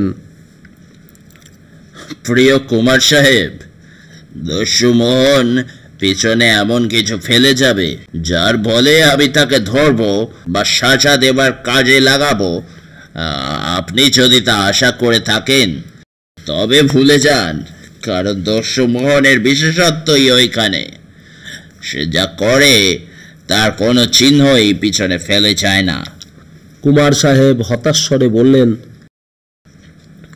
তবে আমার কোনো মণিমুক্তই কি আর ফিরে পাবো না? কোনো আশাই নেই কি ওসবের? আমি 5 লক্ষ টাকা দস্যু মোহনকে দিতে পারি যদি সে সিন্ধুকের রত্নগুলি আমাকে ফেরত দেয়। ওগুলো আমার কাছে অমূল্য। আমার আদি পুরুষের পরিজনেরা ওইসব হিরে মুক্ত গলায় পরতো, বিশেষ করে আমার স্ত্রীর অলংকারও তার মধ্যে ছিল। আমি 5 লক্ষ টাকা দেব যদি দস্যু ওগুলো আমাকে ফেরত দেয়। মিস্টার বেকার ভ্রু কুঞ্চিত করে বললেন, আপনি কি সত্যি সত্যই এই প্রস্তাব করছেন? হ্যাঁ হ্যাঁ হ্যাঁ, কিন্তু আপনি কেন জিজ্ঞেস করছেন? কুমার সাহেব জিজ্ঞেস করলেন। মিস্টার বেকার বললেন, আমি একটা উপায়ের কথা ভাবছি। কি উপায়? আগে আমাকে কাজ করতে দিন, যদি না সক্ষম হই তখন এসব কথা বলবো। মিস্টার বেকার বললেন, আর একটা কথা, আপনি পুলিশের কাছে আমার এখানে থাকার কথা বলতে পারবেন না, কারণ যা হয়ে গেল তাতে আমার সুনাম তো আর বাড়বে না, বরং বদনামই হবে প্রচুর। আর তাছাড়া আপনি যদি ছোট্ট সিন্ধুকের মণিমুক্তগুলো ফিরে পেতে চান তবে আমার সম্বন্ধে আপনাকে নীরব থাকতে হবে। রাজি? কুমার সাহেব বললেন, রাজি, কিন্তু কিন্তু কতদিন লাগবে?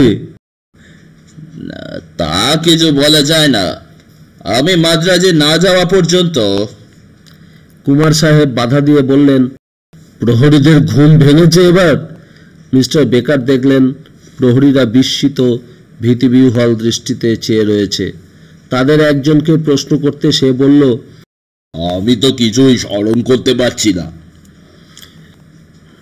তুমি নিশ্চয়ই কোনো লোককে দেখেছ? না হুজুর, কোনো লোককেই দেখিনি।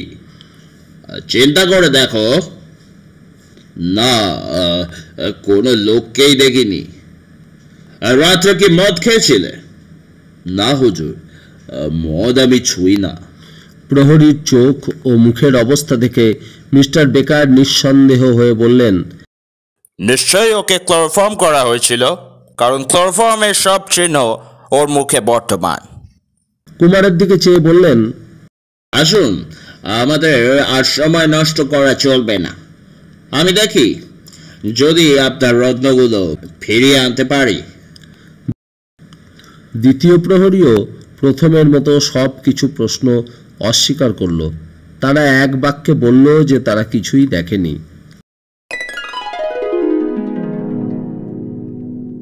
সেই দিন সকালবেলায় পুরীর পুলিশ অফিসে দস্যু মোহনের নামে যে মাদ্রাজ জেলে বিচারাধীন কয়েদি অবস্থায় রয়েছে চুরির অভিযোগ পেশ করা হলো। দেশময় হইচই পড়ে গেল।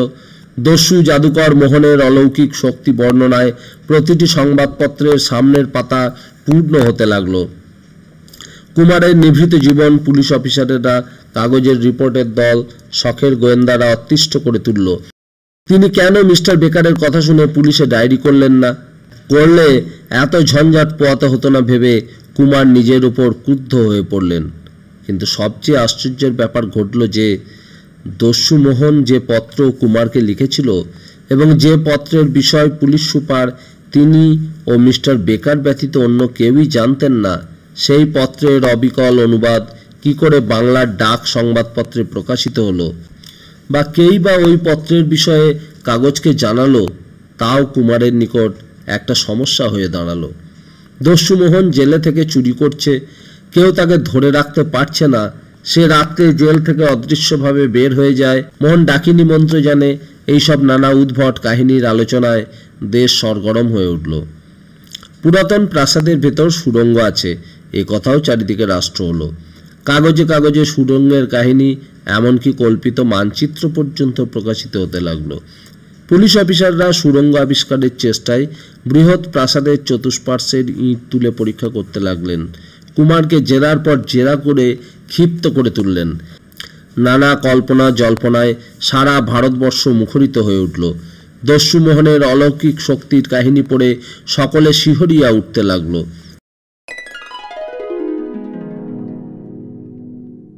যখন সুড়ঙ্গের কোনো অস্তিত্ব খুঁজে বের করা গেল না, তখন এই প্রশ্ন উদয় হলো যে তাহলে বৃহৎ তালাবন্ধ কক্ষের ভেতর থেকে আলমারি, চেয়ার টেবিল প্রভৃতি বড় বড় বস্তুগুলি কি করে অদৃশ্য হয়ে গেল? তারা ভূতের মতো নিরাকার বস্তু নয়, সুতরাং সেভাবে অদৃশ্য হতে পারে না। সুতরাং কোনো লোক প্রবেশ করেছিল। যদি প্রবেশ করেছিল তবে দরজা বন্ধ দেখা গেল কেন? তবে কোন পথে তারা বের হয়ে গেল? স্থানীয় পুলিশ এই কঠিন সমস্যার সম্মুখীন হয়ে হাল ছেড়ে দিল এবং কটকের হেডকোয়ার্টারে রিপোর্ট পাঠালো।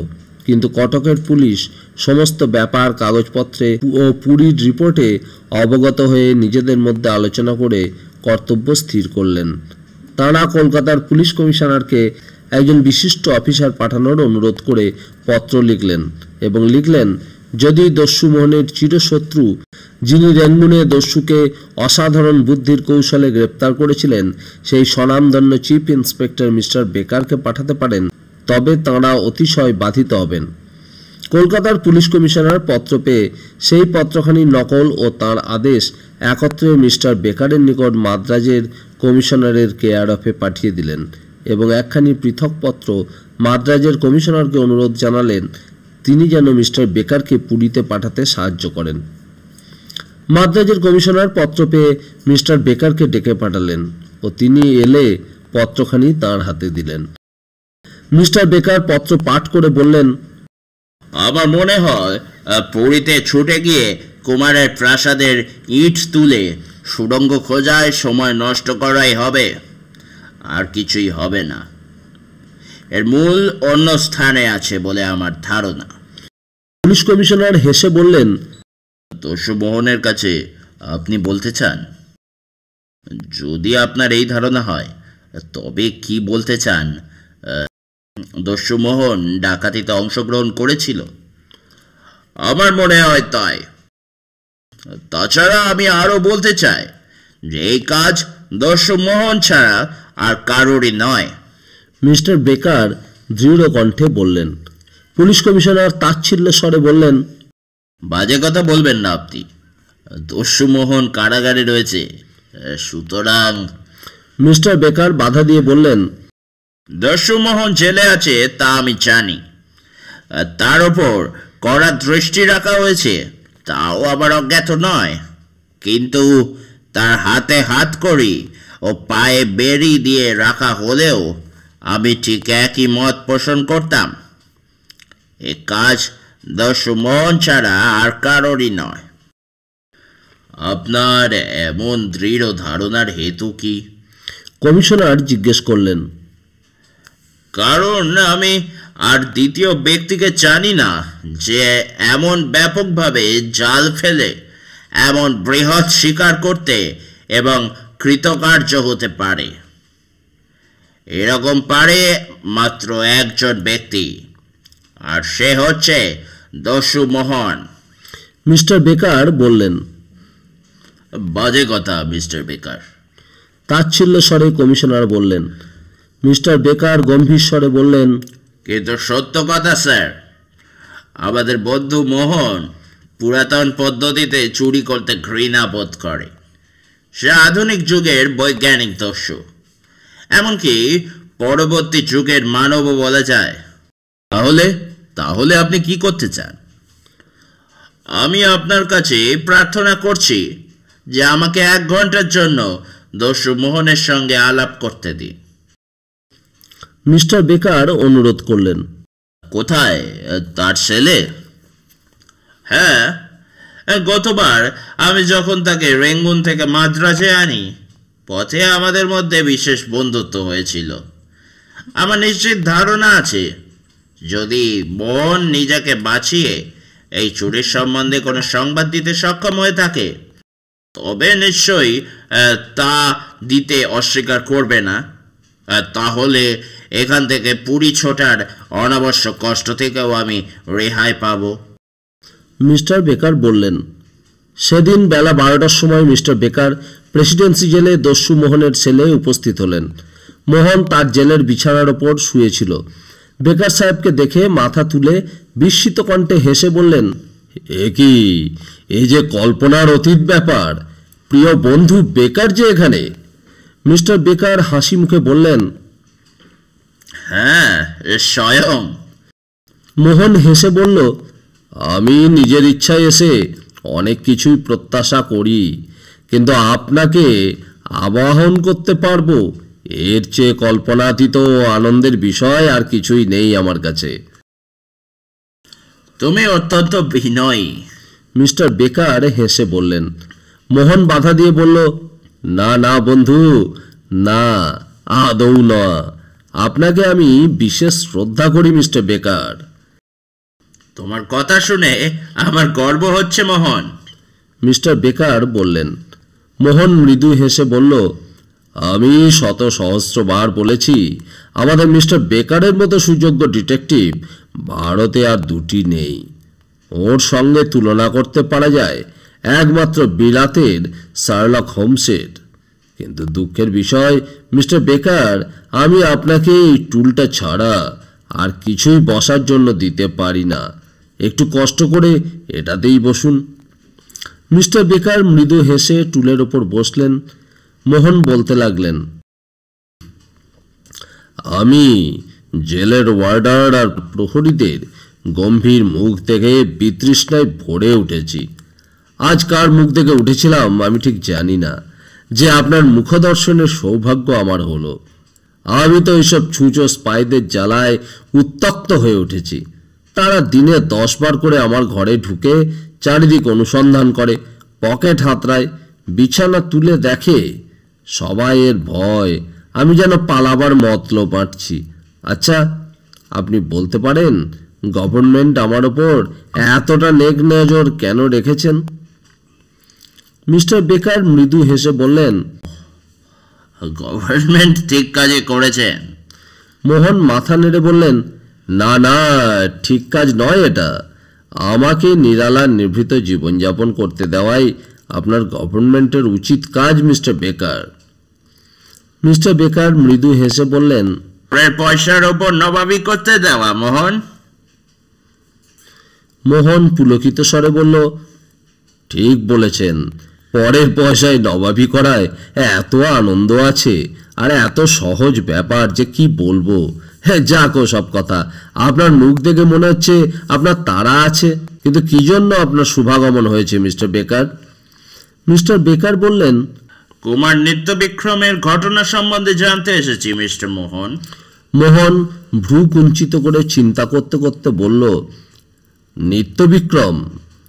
নিত্যবিক্রম, হ্যাঁ হ্যাঁ, হয়েছে।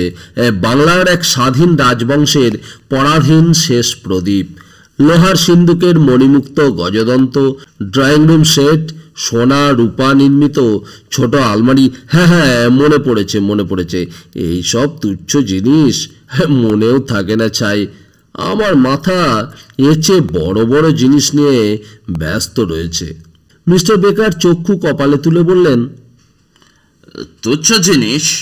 তাছাড়া আর কি বলবো মিস্টার বেকার। যাই হোক, আপনি যখন এই কেস নিয়ে মাথা ঘামাচ্ছেন, তখন বলুন আর কি জানতে চান আপনি? মিস্টার বেকার বললেন, আমরা কতদূর অগ্রসর হয়েছে এই কেসে বলবার কি প্রয়োজন আছে মোহন? না না, আপনাদের কষ্ট করার প্রয়োজন নেই। আজকের সংবাদপত্রে আমি সব পাঠ করেছি। আমি বলতে বাধ্য হচ্ছি, কেসের কিনারা আপনারা কিছুই আজ পর্যন্ত করতে পারেননি। মৃদু হেসে মোহন বলল। মিস্টার বেকার বললেন, আর সেই জন্যই তোমার ওপর নির্ভর করে আমি এখানে এসেছি। আমি আপনার অনুগত ভৃত্য। মোহন সবিনয়ে বলল। প্রথমেই জানতে চাই যে এই ব্যাপার কি তোমার দ্বারাই সংগঠিত হয়েছে মোহন? মিস্টার বেকার প্রশ্ন করলেন। হে গোড়া থেকে শেষ পর্যন্ত। হাসতে হাসতে মোহন বলল। মিস্টার বেকার সবিস্ময়ে বলল, রেজিস্ট্রি চিঠি থেকে টেলিগ্রাম পর্যন্ত? হ্যাঁ, ওসব আপনার অনুগত ভৃত্যের দ্বারাই প্রেরিত হয়েছিল। ভালো কথা মনে পড়েছে। রসিদগুলো বোধহয় এখানেই কোথাও আছে। বলে মোহন তার বিছানার তলা থেকে দুখানি পোস্ট অফিসের রসিদ বের করে মিস্টার বেকারের হাতে দিল। মিস্টার বেকার বিস্ময়ে অভিভূত হয়ে বললেন, এ কি ব্যাপার? তো আমার ধারণা ছিল তোমাকে প্রত্যেক ঘন্টায় সার্চ করা হয়। একটু সন্দেহ হলেই তোমার ঘর তন্ন তন্ন করে সার্চ করা হয়। তবে এসব কি করে সম্ভব হচ্ছে মোহন? স্পষ্টই দেখা যাচ্ছে তুমি সংবাদপত্র পড়ো, রেজিস্ট্রি চিঠি পাঠাও। এসব কি করে সম্ভব হয় মোহন? মোহন কপালে করাঘাত করে ব্যঙ্গস্বরে বলল, হায় অদৃষ্ট, আপনার অনুচরেরা আমার জামার সেলাই খুলে দেখে, জুতোর সোল খুলে দেখে আমি কিছু লুকিয়ে রেখেছি কিনা। কিন্তু ওরা এমন নির্বোধ, একবারও ভাবে না যে মোহন এত কাঁচা ছেলে নয় যে এইসব পুরনো পদ্ধতি অবলম্বন করে এখানে বাস করছে। মিস্টার বেকার সবিস্ময়ে বললেন, কি অদ্ভুত লোক তুমি মোহন। এখন তোমার গল্প বলো শুনি। মোহন গম্ভীর মুখে বলল, ধীরে বন্ধু, ধীরে। আমার সব গোপন কথা বলে ফেলি আর আপনি আমার সব পথ বন্ধ করে দেবেন, তাই কি আমার কাছে আপনি প্রত্যাশা করেন? মিস্টার বেকার সশ্রদ্ধ কণ্ঠে বললেন, তোমার উপর বিশ্বাস স্থাপন করে আমি ভুল করছি মোহন। মিস্টার বেকার, না। আচ্ছা, আপনি যখন একান্তই শুনতে চাইছেন তখন শুনুন। বলে মোহন ছোট্ট ঘরটিতে দু এক পা পায়চারি করে ফিরতে লাগলো। পরে থেমে বলল, আপনি নিত্যবিক্রমে চিঠিতে কি ধারণা করেছেন? আমার ধারণা তুমি বুড়োকে একটু ভয় দেখাতে চেয়েছিলে, কেমন তাই না? বেকার জিজ্ঞাসা করলেন। মোহন বলল, ভয় দেখাতে চেয়েছিলামই বটে। আপনি কি ভাবেন মোহনের এত প্রচুর সময় আছে যে সে ওইসব বাজে কাজে হাত দিয়ে সময় নষ্ট করবে? আমি আপনার কাছ থেকে আরও বুদ্ধিমানের কথা আশা করেছিলাম, কিন্তু যাক সে কথা। এখন শুনুন, ওই চিঠিখানায় আমার সফলতার পথে একমাত্র বৈতরণীর কাজ করেছিল। ওই চিঠিখানায় আমাকে কৃতকার্য হতে সাহায্য করেছিল। আচ্ছা, একে একে সব কথাই বলছি। ধন্যবাদ। মিস্টার বেকার বললেন, আচ্ছা শুনুন, আমি প্রথমে ভেবে দেখলুম আমাকে এক দুর্ভেদ্য প্রাসাদের মধ্যে লোহার ঘর থেকে উদ্ধার পেতে হবে। সুতরাং আপনি কি ভাবেন কাজ দুরূহ বলে আমি পিছিয়ে আসতে পারি? নিশ্চয় না। মিস্টার বেকার উৎসাহ দিলেন। তবে কি একদল ডাকাত নিয়ে ঢেকি ঘুরিয়ে তলোয়ার ভেজে দুমফটকা ফাটিয়ে যেমন আগের যুগে ডাকাতরা করত তেমনভাবে আমি ডাকাতি করতে যাব? মোহন জিজ্ঞাসা করল। মিস্টার বেকার বললেন, তা ছেলে মানুষের কাজ হতো। যেখানে সুড়ঙ্গ নেই সেখানে কি সুড়ঙ্গ কেটে যাওয়া সম্ভব? মোহন পুনরায় প্রশ্ন করল। অসম্ভব। মিস্টার বেকার বললেন, তবেই আমার পক্ষে একমাত্র পথ খোলা রইল, তা এই যে প্রাসাদের মালিক কর্তৃক নিমন্ত্রিত হয়ে যাওয়া। কেমন, তাই না? মোহন মৃদু হেসে বলল, একেবারে নতুন মতলব। মিস্টার বেকার মন্তব্য করলেন। মোহন আনন্দে দীপ্ত হয়ে বলল, আর তা এত সহজে ঘটেছিল যে কি বলবো আপনাকে। কুমার নিত্যবিক্রম বিখ্যাত দস্যু মোহনের নিকট থেকে যদি একটা পত্র পায় যে দস্যু তার ধনরত্ন লুট করতে আসবে, তাহলে সে প্রথমেই কি করবে ভাবেন? মিস্টার বেকার বললেন, সোজা পুলিশকে জানাবে। আর পুলিশ হাসবে এই ভেবে যে মোহন মাদ্রাজের প্রেসিডেন্সি জেলে আবদ্ধ আছে, সে কখনো পত্র পাঠাতে পারে? নিশ্চয়ই কোনো দুষ্ট লোক ঠাট্টা করে ভয় দেখিয়েছে। সুতরাং তারা কোনো প্রকার সাহায্য করতে অস্বীকার করবে। সেক্ষেত্রে কুমার কি অন্য কোনো সাহায্যের জন্য কোনো চেষ্টা করবেন না? নিশ্চয় করবেন। মিস্টার বেকার বললেন, আর এমন যদি হয় ঘটনাচক্রে একজন বিখ্যাত ডিটেকটিভ সে সময়ে সেখানে উপস্থিত হয়েছেন, এ খবর যদি স্থানীয় কাগজে পড়েন, তাহলে তিনি কি করবেন? মিস্টার বেকার বললেন, সেই ডিটেকটিভকে নিশ্চয়ই নিযুক্ত করবেন। ঠিক তাই ঘটেছে, ঠিক তাই। মোহন হেসে বলল, এখন আসুন আমরা কল্পনা করি দস্যু মোহন জেল থেকে তার কোনো অতি সুনিপুণ সহচরকে পুরীর কাছাকাছি কোনো শহরে বাসা করে থাকতে বললে, আর স্থানীয় কাগজে সে সহচর কোনো রকমে এই প্যারাটুকু বার করালে যে অমুক বিখ্যাত ডিটেকটিভ ছুটি উপলক্ষে 3 সপ্তাহের জন্য বিশ্রাম করতে আর মাছ ধরতে সেখানে এসেছেন, আর এই সহচর ডিটেকটিভের পার্ট অভিনয় করে, তাহলে কেমন হয় মিস্টার বেকার? মিস্টার বেকার রুদ্ধ নিঃশ্বাসে বললেন, তারপর? মোহন বলতে লাগলো, হ্যাঁ, যদি কুমার কাগজে ওই সংবাদপত্র পাঠ করে কিছু না করে নিশ্চিন্ত হয়ে বসে থাকতেন, তাহলে কিছুই ঘটতো না। কিন্তু তা হয়নি। তিনি সংবাদ পড়া মাত্র আমারই বন্ধুর কাছে এসে আমারই বিরুদ্ধে সাহায্য প্রার্থনা করলেন। মিস্টার বেকার সবিস্ময়ে বললেন, অদ্ভুত, নতুন ফন্দি। তাই বটে। জাল ডিটেকটিভ প্রথম কুমারের প্রস্তাবে অত্যন্ত অসন্তুষ্ট ভাব দেখিয়ে অস্বীকৃত হলো। তারপর মোহনের কাছ থেকে তার গেল। তার পাবার পর থেকেই সত্যিকারের কাজ শুরু হলো। আমার বন্ধু জাল ডিটেকটিভ রূপে যত কুমারকে অস্বীকৃতি জানাতে লাগলো, কুমার ততই বেপরোয়াভাবে তাকে খোসামত করতে লাগলেন। অবশেষে কুমার একটা মোটা টাকা পুরস্কারের লোভ দেখিয়ে তার সম্পদকে নিরাপদ রাখার জন্য তাকে নিয়ে গেলেন। জাল ডিটেকটিভ মোহনের অলৌকিক ক্ষমতার অজুহাতে তারই 2জন বলিষ্ঠ সহচরকে সঙ্গে নিয়ে গেল। একটা মোটর লরি ভাড়া নেওয়া হয়েছিল। তাতে করেই সব জিনিস ধীরে সুস্থে কুমারের ভূগর্ভ থেকে বার করে চালান দেওয়া হলো। একদিকে যখন লরি ভরা হচ্ছিল, তখন অন্যদিকে জাল ডিটেকটিভ অর্থাৎ আমার বন্ধু কুমারকে সদর গেটের কাছে প্রহরীর ঘরে মিথ্যা অভিনয়ে আটকে দিয়েছিল। মিস্টার বেকার আনন্দে উৎফুল্ল হয়ে বললেন, চমৎকার! আমার ভাষা নেই যে তোমার বুদ্ধির প্রশংসা করি মোহন, কিন্তু 2-1 বিষয়ে আলোকপাত করো দেখি। প্রথমত, ঘর তালা বন্ধ ছিল, চাবি ছিল কুমারের কাছে, তবে দ্বার খোলা সহজ হলো কি প্রকারে? মোহন হেসে বলল, খুব সহজেই।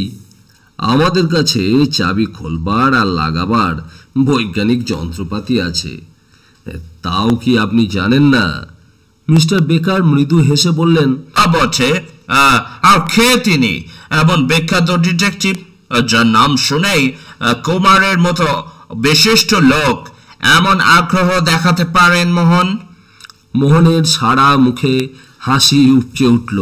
সে বলল, অতি প্রসিদ্ধ, অতি যশস্বী, অতি নিপুণ দস্যু মোহনের একমাত্র উপযুক্ত শত্রু চিফ ইন্সপেক্টর মিস্টার বেকার।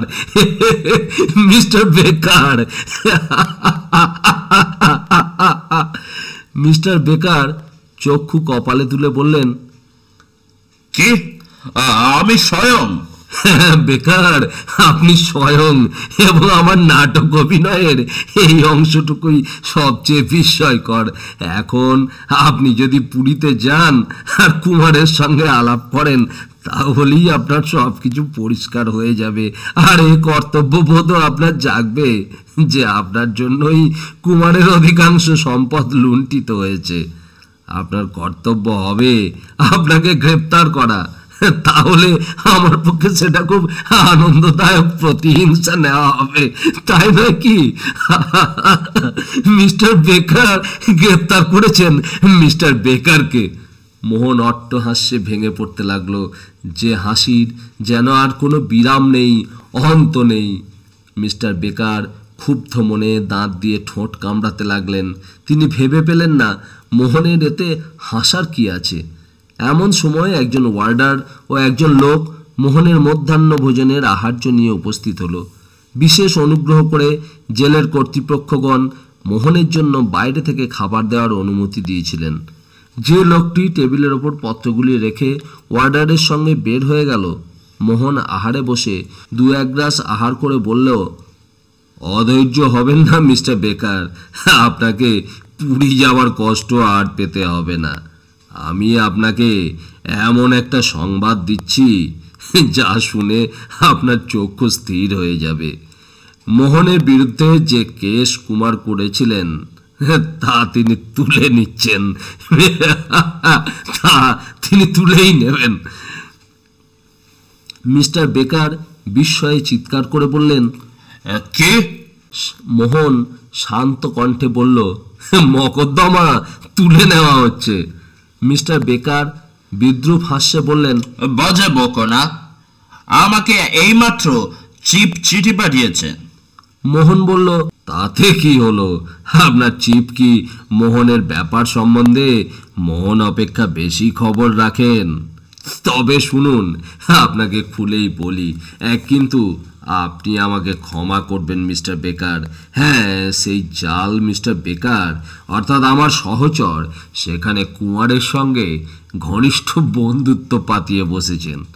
ফলে কুমার তাঁর সিন্ধুকের মধ্যস্থিত বহু শতাব্দীর বর্তমানে অকেজ মূল্যহীন স্মৃতি সম্পদগুলির জন্য বেকারের মধ্য দিয়ে মোহনের সঙ্গে কথাবার্তা চালাচ্ছিলেন।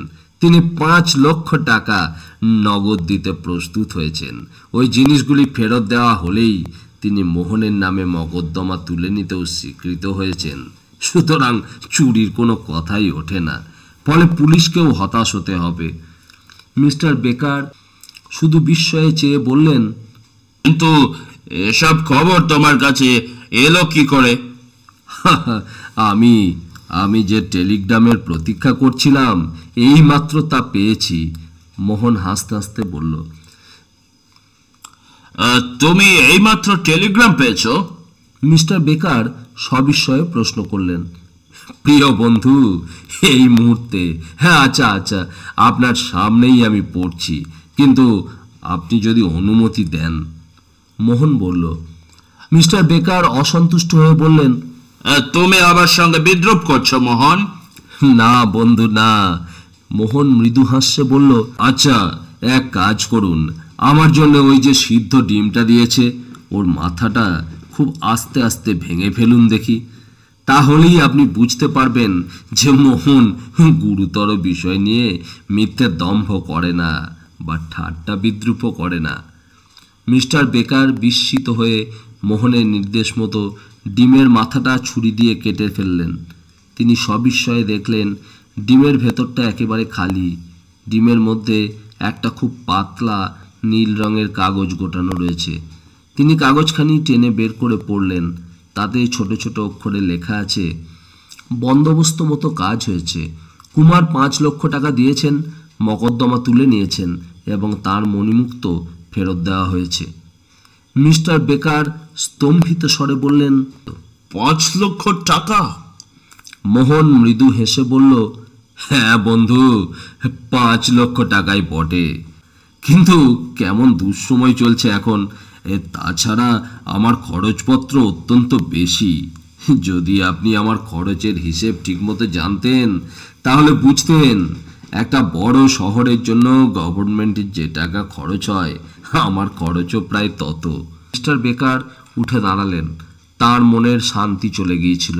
মোহনের বিবৃতিতে কোনো গলদ আছে কিনা তিনি ক্ষণকাল মনে মনে চিন্তা করে বললেন, ভগবানকে ধন্যবাদ যে ভারতবর্ষে 10-20টা মোহন নেই, তাহলে আমাদের কারবার বন্ধ করে দিয়ে চলে যেতে হতো। মোহন বলল, না না, এমন আর আমি বেশি কি করতে পারি? তবে এই অবসর সময় কাটানোর জন্য মাঝে মাঝে কিছু করতে হয় বই কি। তাছাড়া যে সময়ে আমি জেলে থাকি, সেই সময়টাই তো কাজ করার সুবর্ণ সুযোগ। বেকার বললেন, তার মানে তোমার আসন্ন বিচার, সাক্ষী সাবুত, জেরা, এত সব বিষয় চিন্তা করেও তোমার অবসর সময় কাটে না? মোহন ধীরে ধীরে বলল, না, কারণ আমি স্থির করেছি বিচারের সময় আদালতে উপস্থিত হব না। মিস্টার বেকার বিদ্রুপ হাস্যে বললেন, আহা, তাই নাকি? মোহন পুনরায় বলল, না, আমি আদালতে হাজির হব না। সত্যি? মিস্টার বেকার জিজ্ঞেস করলেন। মোহন ভ্রু কুঞ্চিত করে বলল, আপনি কি সত্যি সত্যি ভাবেন যে জেলে পচার জন্য মোহনের সৃষ্টি হয়েছে? এমন ধারণাও আমার পক্ষে অপমানজনক। মোহন যে কয়দিন স্বইচ্ছায় জেলে থাকবে, মাত্র সেই কয়দিন।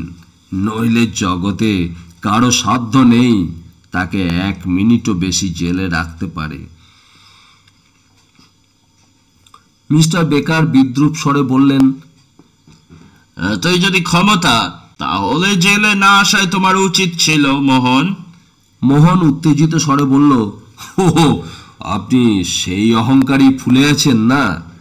তবে শুনুন মিস্টার বেকার, আমার সম্মানিত বন্ধু মিস্টার বেকার, মোহনের অঙ্গে হাত দেবার সাধ্য কারো পক্ষেই সম্ভব হতো না যদি সে সময় অপর একটা বিশেষ গুরুত্বপূর্ণ কাজে সে ব্যস্ত না থাকতো।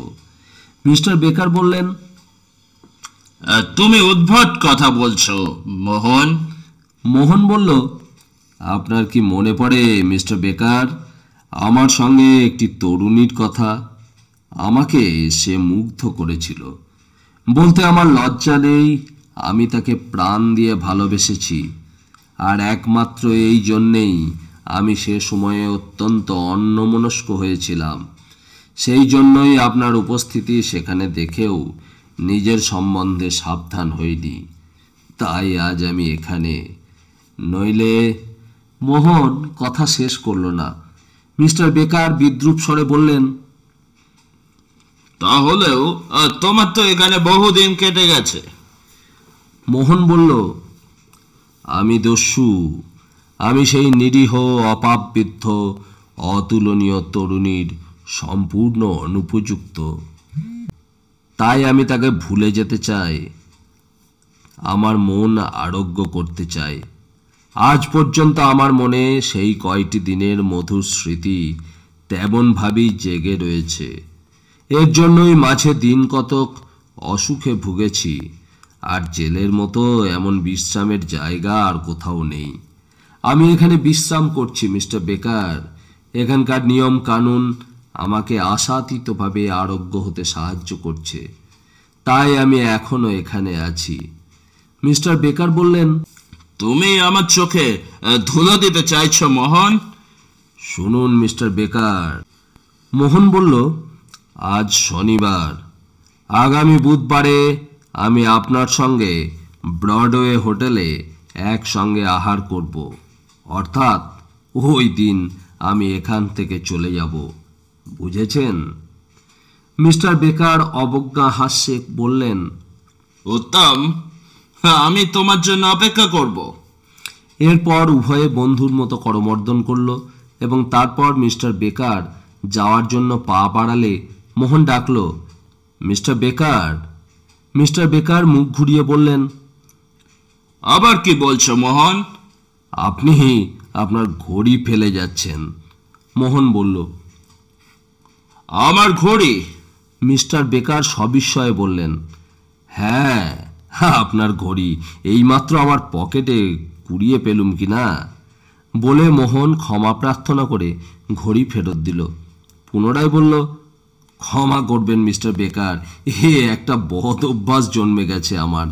তাছাড়া আমার ঘড়ি আপনারা রেখে দিয়েছেন, কিন্তু সে অপরাধের জন্য আপনার ঘড়ি চুরি করার কোনো অধিকার আমার নেই, তা সত্যি।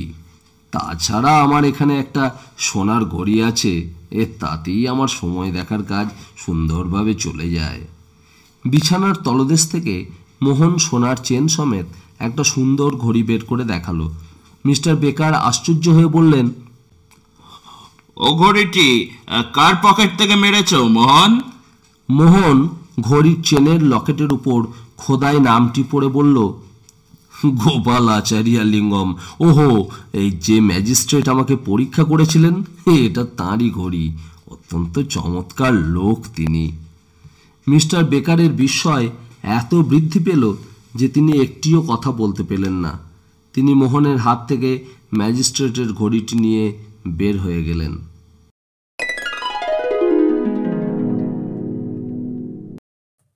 এতক্ষণ শুনছিলেন শশধর দত্তের লেখা কারাগারে মোহন দ্বিতীয় পর্ব। গল্পটি যদি আপনাদের ভালো লাগে তাহলে আমাদের চ্যানেলটিকে সাবস্ক্রাইব করে পাশে থাকবেন। আর আপনারা যদি আমাদের পুরনো বন্ধু হন তাহলে আপনাদের অনেক অনেক ধন্যবাদ। গল্পটি কেমন লাগলো তা আমাদের লিখে জানাতে ভুলবেন না। এর পরের পর্বে থাকছে মোহনের কারাগার থেকে অন্তর্হিত হওয়ার রুদ্ধশ্বাস গল্প, এক অন্য স্বাদের অন্য ধরনের গল্প, কারাগারে মোহন তৃতীয় তথা শেষ পর্ব। সুস্থ থাকবেন, ভালো থাকবেন, আনন্দে থাকবেন আর শুনতে থাকবেন গল্প বাবুর আসর। নমস্কার।